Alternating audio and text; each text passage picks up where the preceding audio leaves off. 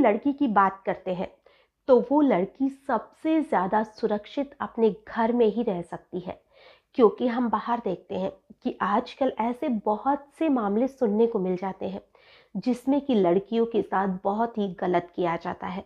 लेकिन घर एक ऐसी जगह होती है जहाँ पर कोई भी लड़की हो, चाहे तो कोई भी महिला हो, पूरी तरह से सुरक्षित होती है। लेकिन उसी घर में अगर एक लड़की के साथ गलत हो जाता है तो फिर आखिर में वो लड़की जाए तो कहाँ जाए। एक परिवार में अगर किसी लड़की के लिए जो सबसे बड़ा रक्षक माना जाता है वो होता है उस लड़की का पिता, उस लड़की का भाई। लेकिन अगर वही रक्षक भक्षक बन जाए तो फिर आखिर में बच्चियां जाए तो कहाँ जाए। इन घटनाओं को सुनने के बाद में तो यही लगता है कि शायद लड़की होना भी एक अभिशाप बन गया है। बच्चियां चाहे तो कहीं भी हो, सुरक्षित नहीं रहती है। जब आप इस घटना को सुनेंगे तो आपको भी बहुत दुख होगा, बहुत तकलीफ होगी कि आखिर में समाज कहाँ जा रहा है, लड़कियां कहाँ सुरक्षित रहेगी। आज की जो घटना है बहुत ही ज़्यादा परेशान करने वाली घटना है। नमस्कार, आदाब, सत श्री अकाल। मैं हूं नंदिनी यादव। आज जो मैं आपको घटना सुनाने वाली हूँ, इस घटना की शुरुआत होती है राजस्थान का एक जिला है प्रतापगढ़, और वहीं पर एक परिवार रहा करता था। उस परिवार में एक बुढ़ी दादी थी जिसकी उम्र लगभग 70 साल के आसपास थी, और उसके 2 बेटे और बहू थे, यानी एक बेटा था, एक बहू थी। और बेटे बहू के 3 बच्चे थे, जिसमें एक 13 साल की लड़की थी, एक 15 साल का लड़का और एक 16 साल का लड़का। तो जो उसमें बुढ़ी जो दादी थी, उसके जो दोनों बेटे और बहू थे वो कमाने के सिलसिले में मंदसौर रहते थे, जो कि एमपी में पड़ता है। और उनके जो तीनों पोते पोती थे वो दादी के साथ रहा करते थे, क्योंकि उनके जो बेटे और बहू दोनों ही मेहनत मजदूरी करते थे। दोनों ही सुबह मजदूरी पे निकल जाते थे, तो उन्हें लगता था कि पीछे से बच्चों का ध्यान नहीं रख पाएंगे, तो दादी के पास ही छोड़ देते हैं। तो तीनों बच्चे अब समझदार हो गए थे, थोड़े बहुत तो समझदार थे ही, तो वो वहीं पर रहकर अपनी पढ़ाई लिखाई कर रहे थे। वक्त था अपनी रफ्तार से दौड़ रहा था। लेकिन एक दिन जो ये लड़की थी जो 13 साल की थी, जिसका नाम मोनिका था, जो ये मोनिका है वो पानी गर्म, जो कि इसकी दादी ने पानी गर्म करने के लिए चूल्हे पर रखा था, वो उसी पानी को उतार रही थी। और पानी को उतारते समय इस लड़की के हाथ से जो पानी का बर्तन था वो गिर जाता है, और वो पूरा पानी इसके पैरों पर गिर जाता है, जिसकी वजह से जो इसके पैर थे वो झुलस जाते हैं। अब इस लड़की को जो उसकी दादी थी वो डॉक्टर को दिखा के लाती है, थोड़ा बहुत उसकी दवाई वगैरह की जाती है, और फिर डॉक्टर कहते हैं कि इसको थोड़े आराम और दवाई की और ज़रूरत है, इसे अच्छी जगह ज़रूर से दिखाना। क्योंकि छोटा सा गांव था, छोटा सा हॉस्पिटल था, तो उनके पास इतनी सुविधा भी नहीं थी।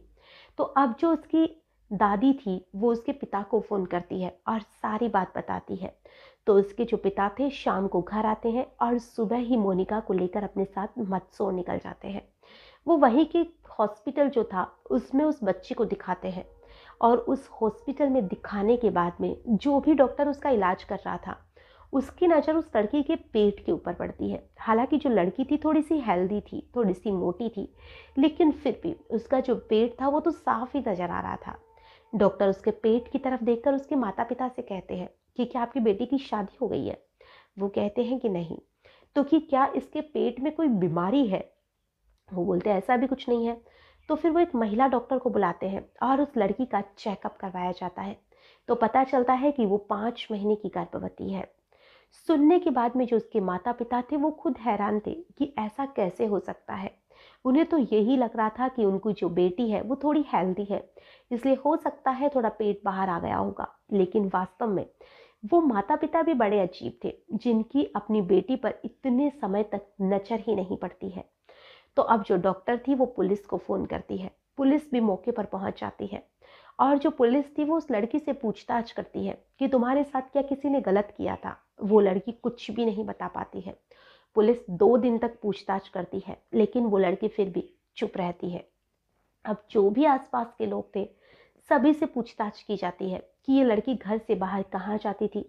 तो सब एक ही चीज़ कह रहे थे कि जो स्कूल है वो उनके घर के पास में ही है, ये बस स्कूल जाती थी और ये कहीं भी नहीं जाती थी।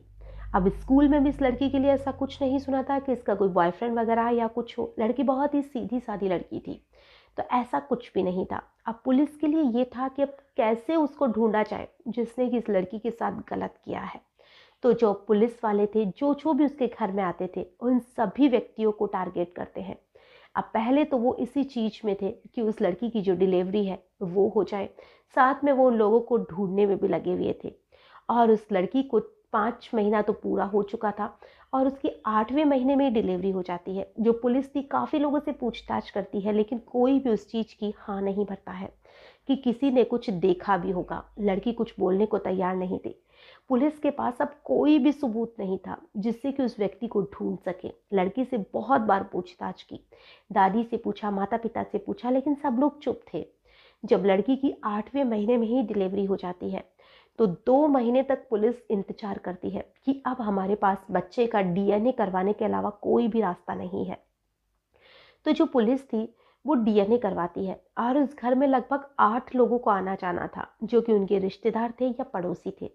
उनका भी सैंपल लिया जाता है और उस लड़की के जो 2 भाई थे, हालांकि पुलिस उनका सैंपल नहीं लेना चाहती थी, लेकिन फिर भी अपनी दिल की तसल्ली के लिए उसके दोनों भाइयों का भी सैंपल लिया जाता है, जिसके लिए उसके माता पिता बहुत गुस्सा भी होते हैं कि आप मेरे बेटों का सैंपल ऐसी चीज के लिए कैसे ले सकते हैं।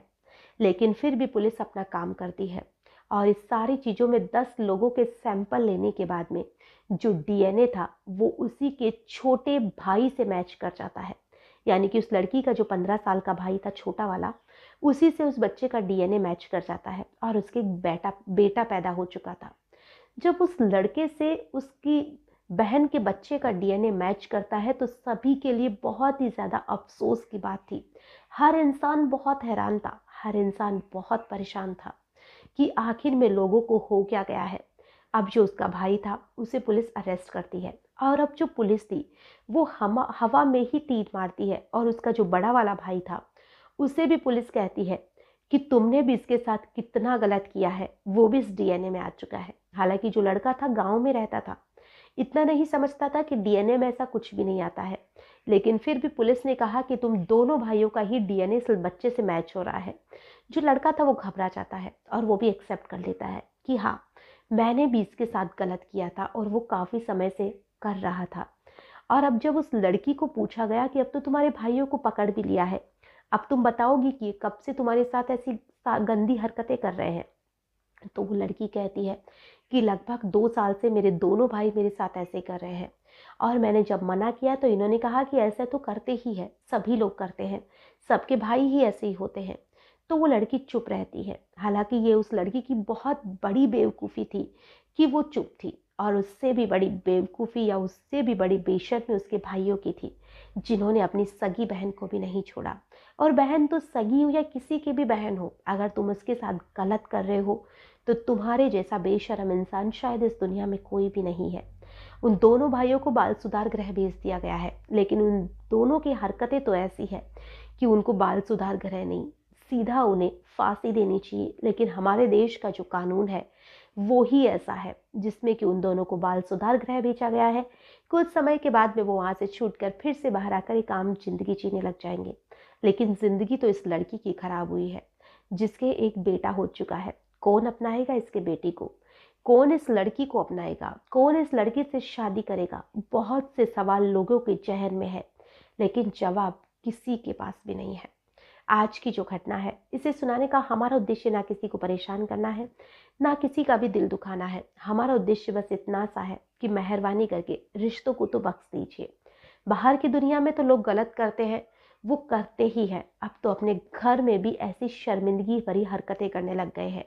हालांकि हम सबके लिए नहीं कहते हैं कि हर इंसान गलत होता है, हर इंसान का नजरिया गलत होता है, लेकिन आजकल ऐसे बहुत से केस हमारे सामने आते हैं जिसमें रिश्ते ही रिश्तों को शर्मसार करते हैं। आज की जो घटना है इसके बारे में बस हम इतना ही कहना चाहते हैं कि जो भी लोग ऐसी कर रहे हैं हरकतें, वो लोग इन सारी हरकतों से दूर रहने की कोशिश करिए। रिश्तों के मायने समझिए।